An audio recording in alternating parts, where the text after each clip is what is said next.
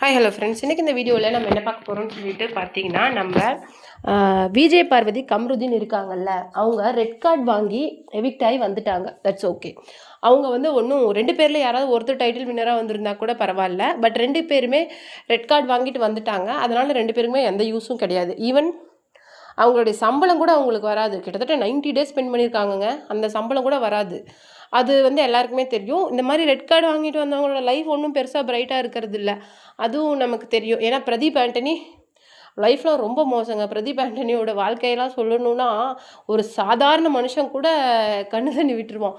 அப்படி தான் இருக்குது. எப்படின்னா பிரதீப் ஆண்டனி வந்து வெளியில் வந்ததுக்கு அப்புறமேலு எதுவுமே அவருக்கு வாய்ப்புகள் அதிகமாக வர கிடையாது. சரி, சேனல் தான் கூப்பிட்டு ஏதாவது சான்ஸ் கொடுப்பாங்கன்னு பார்த்தா அவனுங்களும் கண்டுக்கல, தனி தெளிச்சு விட்டானுங்க. ஆனால் அப்புறமேல லவ் பண்ண ஸ்கூல் ஃப்ரெண்டு மேரேஜ் பூஜா அப்படின்னு சொல்லிட்டு ஒரு பொண்ணை மேரேஜ் பண்ணிக்கிட்டாரு. மேரேஜ் பண்ணி இப்போது 9 மந்த்ஸ்க்கு அப்புறமேல தன்னுடைய பேபியோட ஸ்கேன் ரிப்போர்ட்டில் ஒரு கெட்ட வார்த்தை கலந்து போட்டிருப்பார். அது வந்து சோஷியல் மீடியாவில் பயங்கர வைரலாக போச்சு. அது வைரலாக போய் என்ன ஆச்சு அப்படி சொல்லிட்டு பார்த்தீங்கன்னா, அந்த பொண்ணு வந்து என்ன சொல்லியிருக்காங்க அப்படின்னா, நீங்கள் இந்த மாதிரி பேசுகிறத என்ன தான் எல்லோரும் தப்பாக பேசுவாங்க, நான் உங்களை அலோவ் பண்ணுறேன் அப்படின்னு சொல்லிட்டு மற்றவங்க நினச்சிக்குவாங்க. ப்ளீஸ் இந்த மாதிரி நடந்துக்காதீங்க. இது வந்து எனக்கும் மட்டும் இல்லை, என் ஃபேமிலி என்னை சார்ந்த என்னுடைய ஃபேமிலிக்கும் நாளைக்கு வரப்போகிற நம்ம குழந்தைக்கும் இது அஃபெக்ட் ஆகும். ப்ளீஸ், கெட்ட வார்த்தை பேசலாம், ஆனால் அதை பப்ளிக் பண்ணக்கூடாது.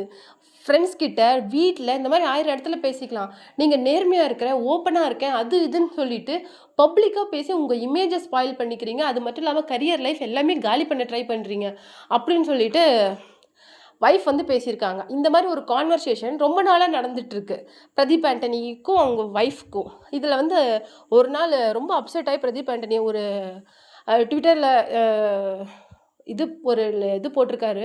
என்ன சொல்லியிருக்காருன்னா, நான் வந்து என்னுடைய 9 மந்த்ஸ் ப்ரெக்னெண்ட்டாக இருக்கிற என்னுடைய ஒய்ஃபை நான் டிவோர்ஸ் பண்ணனாலும் ஆச்சரியப்படுறதுக்கு இல்லை அப்படின்னு சொல்லிட்டு ஒரு பதிவை போடுறாரு. அது அப்படியே சோஷியல் மீடியாவே தூக்கி வாரி போடுது. என்னடா திடீர்னு இருந்தாலும் இப்படி சொல்கிறாங்களே அப்படின்னு சொல்லிட்டு. அப்புறம் தான் நான் வந்து நேர்மையாக இருக்கேன், எல்லாத்துக்கிட்டையும் நேர்மையாக இருக்கிறேன். எனக்கு இந்த மாதிரி ஒரு பாயோ கேர்ளோ எனக்கு வரப்போகுது. அதை நான் சந்தோஷமாக ஃபஸ்ட்டு உங்ககிட்ட வந்து ஷேர் பண்ணினேன். அது என்னுடைய லாங்குவேஜில் ஷேர் பண்ணினேன்.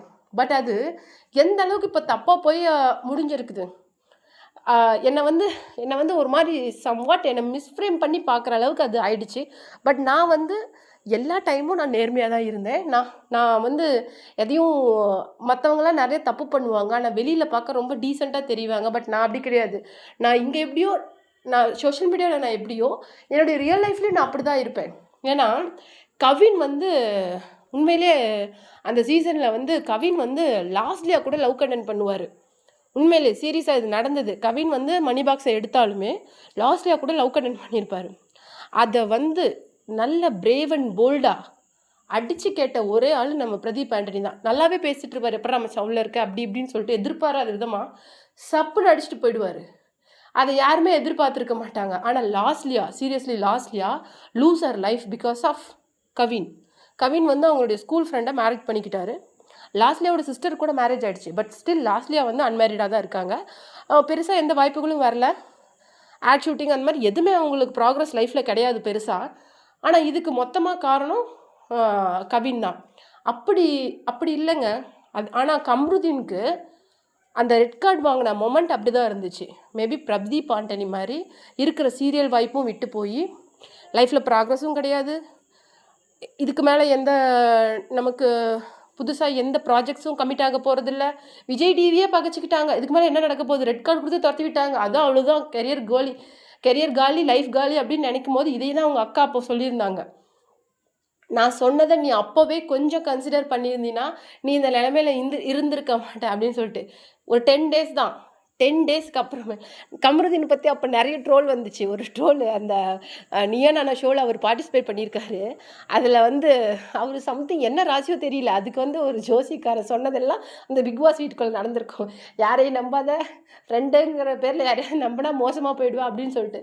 ஆனால் 10 டேஸ்க்கு அப்புறமேலு அது அப்படியே மாறுச்சு. எவிக்ட் ஆன 10 டேஸ்க்கு அப்புறமேலு கம்ருதீன் வந்து ஒரு ஃபேன்ஸ் மீட்டிங்க வீக்கா ஃபேன்ஸ் அப்படிங்கிறத விட மகாநதி சீரியலில் குமரன் அப்படிங்கிற கேரக்டர் பண்ணிட்டு இருந்தார். அது ஒன்றும் பெருசாக அவரை அந்த இதில் யாரும் ரெக்கக்னைஸ் பண்ணியிருக்க மாட்டாங்க. இப்போ பிக் பாஸ் கம்ருதீன் விஜய் பார்வதியோட லவ்வர் அப்படின்னு சொல்லிட்டு கம்ருதீனுக்கு ஒரு இப்போ ரெகக்னைசேஷன் கிடைச்சிருக்குது. Not because of Vijay TV, because of Vijay Parvathi. அந்த ஒரு பொண்ணால் இன்னைக்கு கம்ருதீன் வந்து அங்கீகரிக்கப்பட்டார் அப்படிங்கிறது மட்டும்தான் நிதர்சனமான உண்மை. ஏன்னா அவன் வந்து அந்த ஸ்டார்டிங்கில் அந்த பிக் பாஸில் சொன்னான்ல, நான் வந்து பிஆர் டீம்லாம் வைக்கிற அளவுக்கு எனக்கு அமௌண்ட் கிடையாது, நான் வந்து என்னுடைய அக்சசரிஸ்க்கு கூட 3 lakhs பே பண்ணிட்டு தான் நான் உள்ளே வந்திருக்கேன், எனக்கு வந்து ஒரே ஒரு ஆசை தான், ஏதாவது ஜெயிக்கணும் சம்திங். நான் வந்து ஐடி ஃபீல்டில் இருந்தேன், என் ஜாபை ரிசைன் பண்ணிட்டு தான் நான் விஜய் டிவிக்குள்ளே வந்தேன். I want to achieve something, I want to succeed அப்படின்னு சொல்லியிருந்தான். ஆனால் அந்த எவிக்டான மொமெண்ட் வந்து அவனுக்கு உண்மையிலே ரொம்ப ரொம்ப ஹார்டாக இருந்துச்சு. அவ்வளோ ஒரு ஹார்ட் மொமெண்ட்டில் விஜய் பார்வதிக்கு கூட கோவம் வந்துச்சு, ஆனால் கம்ருதீனுக்கு கோவம் வரல. அதனால தான் திவ்யா கணேஷா இருக்கட்டும், காலில் விழுந்துங்க, சாண்ட்ரா காலில் விழுந்து மன்னிப்பு கேட்டாங்க. ஒரு மனுஷன் தப்பு பண்ணுறது ஈஸி தான், சகஜம்தான், எல்லாருமே தப்பு பண்ணுறாங்க. ஆனால் அது ஒத்துக்கிற மனசு, நீங்கள் அந்த பக்கம் சாண்ட்ரா கிட்ட ஃபோன் பண்ணி சாரி கேட்டிருக்கலாம், வீட்டுக்கு போய் சாரி கேட்டிருக்கலாம், அவங்கள கன்வின்ஸ் பண்ணியிருக்கலாம், என்னெல்லாம் பண்ணியிருக்கலாம். ஆனால் ஆன் ஸ்பாட் ஷோலியே காலில் விழுந்தது உண்மையிலே இட்ஸ் கிரேட். ஆனால் அது அவங்க அதுக்கப்புறம் மன்னிக்கிறேன் அப்படிங்கிறதெல்லாம் அது அவங்களுடைய பெருந்தன்மை. பட் ஆனால் அந்த கமருதீன் வந்து பாவம் விஜய் டிவி இழுப்புக்கெலாம் வந்துட்டுருக்கான். ஸ்டார்ட் மியூசிக்கில் என்ன கொஞ்சமாக அவமானப்படுத்துகிறாங்க கமருதீனை. ஆனாலும் பட் விஜய் டிவி கூட ஜெல்லாக தான் இருந்தாகணும், வேறு வழி இல்லை, சர்வே பண்ணணும். நெக்ஸ்ட்டு புது சீரியல் கமிட்மெண்ட்ஸ் இருக்குது, நெக்ஸ்ட்டு நியூ மூவிஸு. நீ நியூ மூவிஸ் நடித்தாலும் கெஸ்ட்டாக கூப்பிட தான் போகிறாங்க விஜய் டிவியில். ஸோ ஒரு கார்ப்பரேட் சேனலில் பகச்சிக்கிட்டு சர்வே பண்ண முடியாது, சர்வே பண்ணுறது ஈஸியும் கிடையாது. இப்போ சிவகார்த்திகேயன் எவ்வளோ உயரத்துக்கு போனாலும் விஜய் டிவிக்கு கெஸ்ட்டாக வந்து தான் அவனு கூப்பிட்டா. That is corporate. அதே மாதிரி தான். ஆனால் விஜய் டிவி அந்த பாயிண்டில் கைவிடும் போது கூட ரிவோக் ரெட் கார்டு அப்படிங்கிற ஒரு இது வந்தது. ஏன்னா சாண்ட்ராவோட அந்த உண்மையான முகம் எக்ஸ்போஸ் ஆகி இந்த மாதிரி ஆனதுக்கு காரணம் விஜய் பார்வதி தான். விஜய் பார்வதி அப்படிங்கிற ஒரே பர்சனால் கம்ருதீன் வந்து இன்னைக்கு ஒரு ஒரு சம்வாட் அவர் வந்து இன்னைக்கு ஒரு ரெக்கக்னைசேஷனுக்கு அவருக்கு கிடச்சிருச்சு. அவருக்குன்னு ஒரு ஃபேன் பேஸு, அந்த ஃபேன் பேஸ் பார்த்தீங்களா, ஒரு முக்கு சந்து தான் இருக்கும், ரொம்பலாம் கிடையாது ஸ்பேஸு. இவ்வளோ இது கமருதீன் விஜய் பார்வதியை விட்டுறாதீங்க, மறுபடியும் அடுத்த ஃபேன்ஸ் மீட்டில் சேர்ந்து வாங்க அப்படின்னு சொல்லிட்டு எவ்வளோ ஒரு ரெகக்னைசேஷன். உண்மையிலே அவனுக்கு பிக் பாஸ் டைட்டில் வின்னராக இருந்தால் கூட அவ்வளோ ஒரு லவ் அண்ட் சப்போர்ட் கிடச்சிருக்குமா அப்படின்னு சொல்லிட்டு தெரியாது. ஏன்னா டைட்டில் வின்னான திவ்யா கணேஷ்க்கு ஒன்றும் பெருசாக கிடைக்கல. ஈவன் அந்த செட்டில் அவங்க போட்ட ரீல்ஸ் கூட ஒரு 30 lakhs வியூ சம்திங் தான் போயிருக்கு. பட் ஒன்றும் இல்லை, சும்மா நம்ம விஜய் பார்வதியும் கமருதீனும் சேர்ந்து போட்ட ரீல்ஸு 1 million வியூஸுக்கு மேலே போயிருக்கு. ஸோ 2 பேருக்கும் வந்து ஒரு ரெக்கக்னைசேஷன் கிடைச்சது பார்வதியால் தான்.